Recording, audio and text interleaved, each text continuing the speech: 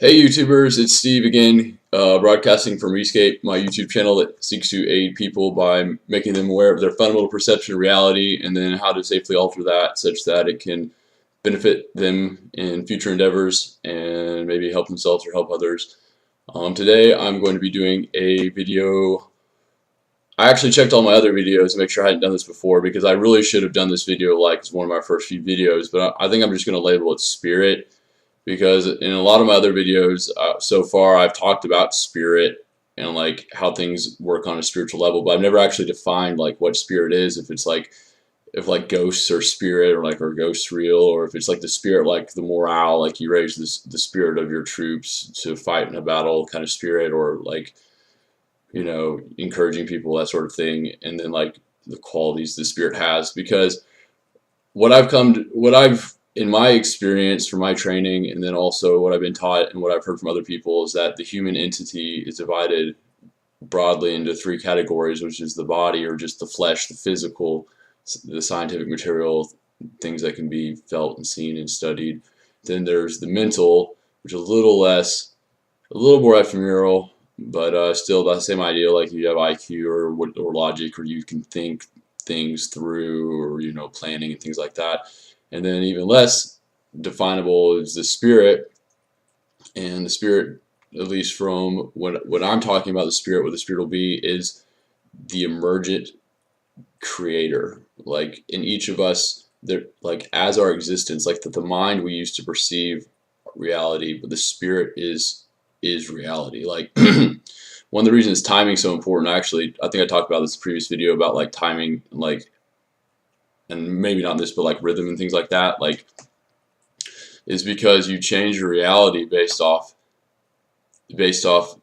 like, let's say for example you get into your car to go to work, and you're a minute later, let's say you decide to, at least I do this, I put my trash into the trash dumpster and then get in my car and go, and I think to myself, well, I could have just gone in the car, and then taken out the trash when I got home, and then maybe that made it so I had to stay at a red light where I would have gone, made the green light before it turned red, and then you don't really think about it, but then you'd be in a completely part of traffic, and then like all those people, and if you like take on like chaos theory, like the ripples, like scientific materially, the ripples of like not taking the garbage out will eventually change the course of history, and everybody's a part of that. So on a spiritual level, though, the reason that timing is important is because you can say like, well, if I did this, then this would have happened, or I did that, that would have happened. But the thing is, you're not separate from what's happening. So if something's happening, you're in a situation, something's happening, you are like, I don't know how to explain this, but like if you're in the situation, you and the situation aren't separate. There couldn't have been something else to happen, because they're from the spiritual standpoint, the spirit. And I guess I'm trying to beat around the bush, because what I don't want to say is the spirit creates reality, but in a very real sense, like the information your mind perceives as spirit, and it's your spirit because you create your situations. And then what you have to understand from that is to change your situations. Changing your physical location won't work, because you have to do that, you have to make a different decision. To make a different decision, you have to want to do something differently, and then that desire is spirit. Like, I made a list of all the different qualities of like how the spirit works for like prioritizing and valuing and balancing, and like how it thinks of how to do things like that you wouldn't think of before. Like things will just pop into your head, like with problem solving, and like obviously with artistic endeavors, but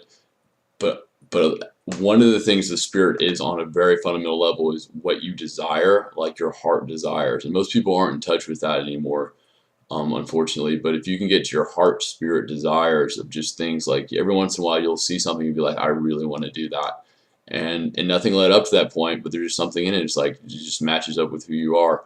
When you have a desire like that, you can only have a spirit desire because there's a way to fulfill that desire.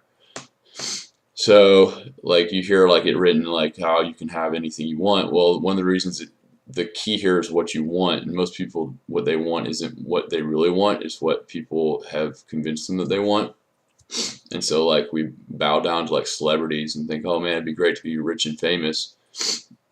But if like you were in touch with your spirit, you realize being famous may not be the best thing.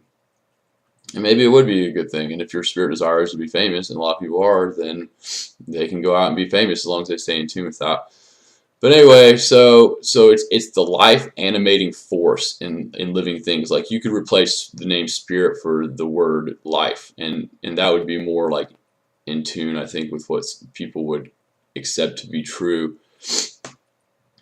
Because when you die, you no longer have life, and that animating force, that emergent creation of just like it's not predictable. Like the spirit's not predictable. It's messy and it doesn't stay in lines. And when you put it in boxes and lines and teach it to stay, and do specific things over and over again, eventually it just gives up and goes to sleep, which is really sad because it's not how it's meant to be. But like the idea of like how the spirit leaves the body when you die, like the idea of leaving the body is still talking about like there's a space to go to, like when you leave your body, you're in your body and then you're outside the body, so there's a locational difference. But with spirit, like you can think about a loved one. If you like a mother spirit is always with her children, and then like what if they're really far away? It's like, how does that even matter on a spiritual level? Like we think about this, you can think about people across the world and your mind's with them. So location is not even that big of a difference with the mind.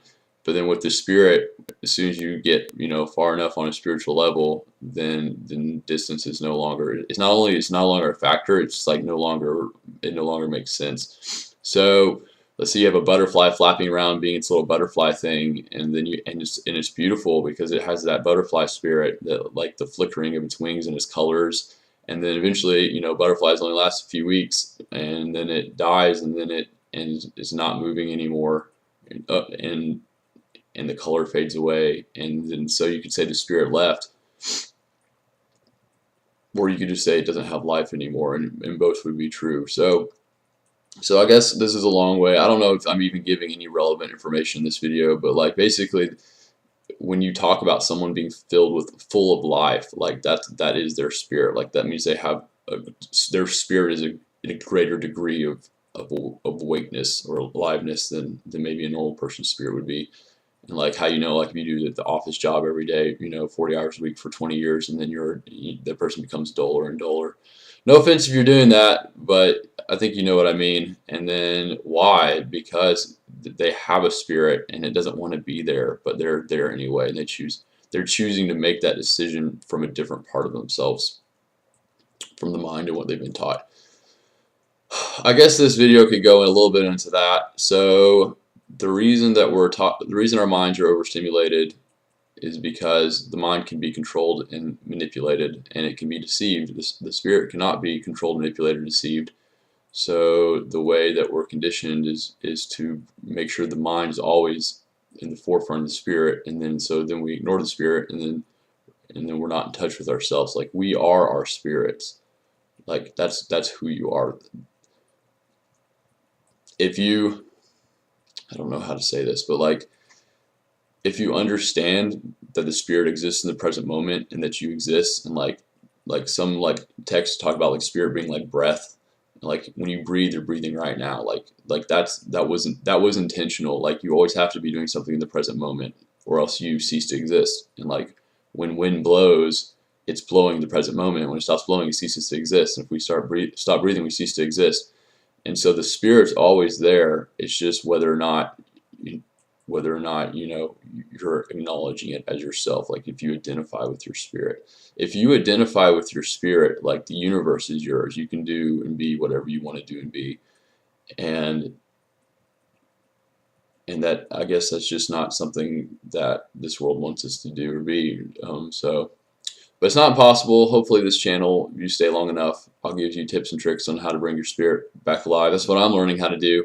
I'll be honest, it's scary. Like first of all, one of the things the spirit, if you have a spirit that's asleep, like it's not going to want to wake up necessarily because it's used to where it's at. Whenever your spirit starts being something different, if you make decisions or desires and you have a destiny, that's because your spirit's set on a path. If you change the rhythm or the timing of that path, and your spirit becomes something new, well now the way you perceive reality and exist is different and it's scary. And so like when you hear me talk about changing your fundamental perception of reality, like that's what changes the spirit. Like that's how you can be a new person. That's how you can do things you didn't think you could do before. And because if the spirit, if you are your spirit and the spirit is the reality that you're perceiving, then to perceive a different reality is to have a different spirit. So there's something relevant, but it needs to be done in a safe manner. And I always talk about doing it in a safe manner because there are ways that people go about doing this that they get their ego involved and they change too quickly and then they lose their marbles. Because you can only take so much if you've existed, you know, if you're like me at 30 years old and you've existed on one spiritual rhythm, temporal frequency, you know, where you identify yourself as something that you're not, and then you start figuring out these new things. If you figure out too many new things, you still have your old identity, and now you're noticing you have a new identity, and you can't have two identities. So one of the reasons that like the Jewish people talk about, they meditate and they say God is one. Like I forget how it goes, but they say, like, I don't know, but basically there's an emphasis on oneness in God. Now the reason that is because God doesn't have to be one. Like you can say, you know, there's, you know, if God's transcendent and immanent, that's two identities. So, but if God is one, and then that means we are one. Like our spirit, like our identity, we identify ourselves as one because God is one.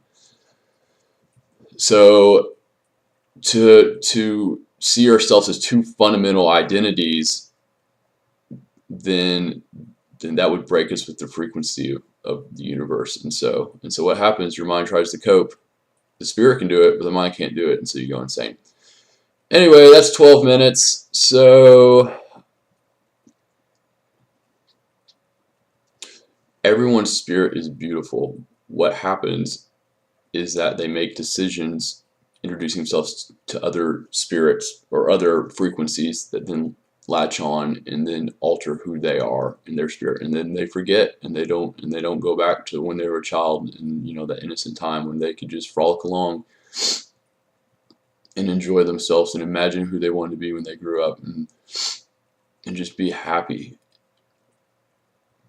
And then, you know, it just keeps going on and on. So there really has to make an effort. You have to renew your mind and see things a different way. So